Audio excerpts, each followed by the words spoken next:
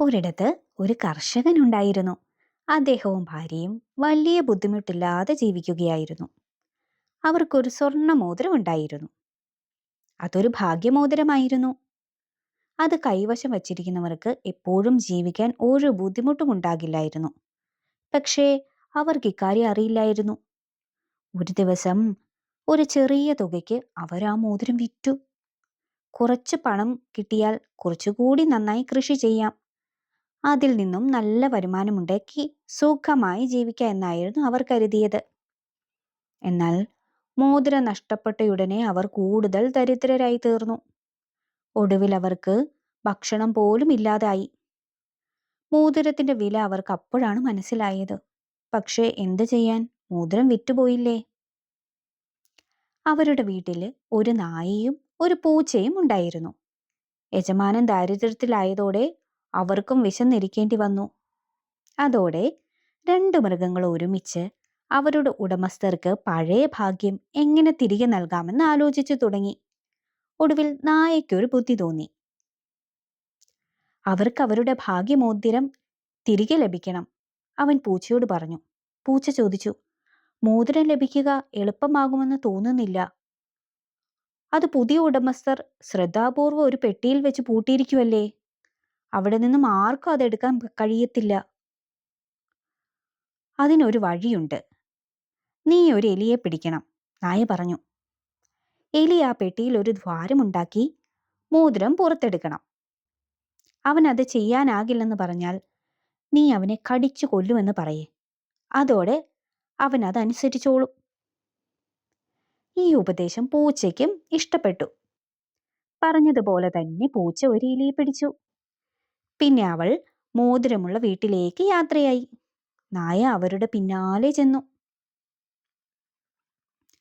കുറച്ച് യാത്ര ചെയ്ത് അവർ വലിയൊരു നദിയുടെ തീരത്തെത്തി.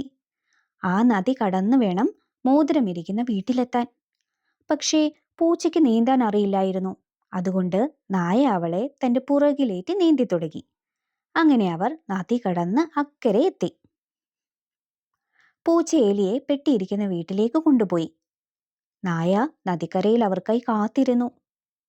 വീടിനുള്ളിൽ കടന്ന എലി പെട്ടിയിൽ ഒരു ദ്വാരമുണ്ടാക്കി മോതിരം പുറത്തെടുത്തു. പൂച്ച മോതിരം വായിൽ വെച്ച ശേഷം നദിക്കരയിലേക്ക് മടങ്ങി. അവിടെ നായ അവളെ കാത്തിരിക്കുകയായിരുന്നു. നേരത്തെ ചെയ്തതുപോലെ നായ പൂച്ചയെ തന്റെ പിറകിലേറ്റി നീന്തി അക്കരെ എത്തിച്ചു. പിന്നെ അവർ ഒരുമിച്ച് തങ്ങളുടെ വീട്ടിലേക്ക് പോയി. ഭാഗ്യമോതിരം അവരുടെ യജമാനനും യജമാനത്തിക്കും കൊടുക്കാമെന്ന് കരുതി. അവർ പോകുന്ന വഴിയിൽ വലിയ വീടുകളും കെട്ടിടങ്ങളും ഒക്കെ ഉണ്ടായിരുന്നു. പൂച്ച വളരെ വേഗത്തിലാണ് പോയിക്കൊണ്ടിരുന്നത്. അവൾക്ക് അനായാസം വലിയ കെട്ടിടങ്ങളുടെ മുകളിലൂടെ ചാടി അപ്പുറത്തെത്താൻ കഴിയുമായിരുന്നു. പക്ഷേ നായയ്ക്ക് താഴത്തു കൂടി മാത്രമേ ഓടാൻ കഴിയുന്നുള്ളായിരുന്നു. അതുകൊണ്ട് വഴിയിൽ ഒരു കെട്ടിടമുണ്ടായാൽ നായയ്ക്ക് എപ്പോഴും അത് ചുറ്റിക്കറങ്ങി മാത്രമേ അപ്പുറത്തെത്താൻ സാധിക്കുന്നുള്ളായിരുന്നു. അതുകൊണ്ട് അവന്റെ യാത്ര വളരെ സാവധാനത്തിലായിരുന്നു. പൂച്ച പെട്ടെന്ന് മേൽക്കൂരയ്ക്ക് മുകളിലൂടെ കയറി ഓടി നായയേക്കാൾ വളരെ മുൻപേ വീട്ടിലെത്തി. മോതിരം യജമാനന് കൊടുക്കുകയും ചെയ്തു. അപ്പോൾ അവളുടെ യജമാനൻ ഭാര്യയോട് പറഞ്ഞു, പൂച്ച എത്ര നല്ല സ്നേഹമുള്ളവളാണ്. അവൾ നമ്മളെ പട്ടിണിയിൽ നിന്നും രക്ഷിച്ചു. ഇനി എപ്പോഴും അവൾക്ക് വേണ്ടത്ര ഭക്ഷണം നൽകുകയും അവളെ നമ്മുടെ സ്വന്തം കുട്ടിയെപ്പോലെ പരിപാലിക്കുകയും വേണം. നായ വീട്ടിൽ വന്നപ്പോൾ അവർ അതിനെ അടിക്കുകയും ഓടിച്ചു വിടുകയും ചെയ്തു. കാരണം അവൻ മോതിരം വീട്ടിലേക്ക് തിരികെ കൊണ്ടുവരാൻ സഹായിച്ചില്ലല്ലോ എന്നവർ കരുതി. പൂച്ചയാകട്ടെ നായയെ തന്നെ സഹായിച്ചതോ ഈ ബുദ്ധി ഉപദേശിച്ച കാര്യമോ ഒന്നും വീട്ടുകാരോട് പറഞ്ഞില്ല. നായ അതോടുകൂടി പൂച്ചയെ വെറുക്കാൻ തുടങ്ങി. അവളെ എവിടെ വെച്ച് എപ്പോൾ കണ്ടാലും അവൻ ആക്രമിക്കാൻ തുടങ്ങി. അങ്ങനെ പൂച്ചയും നായയും ശത്രുക്കളായി.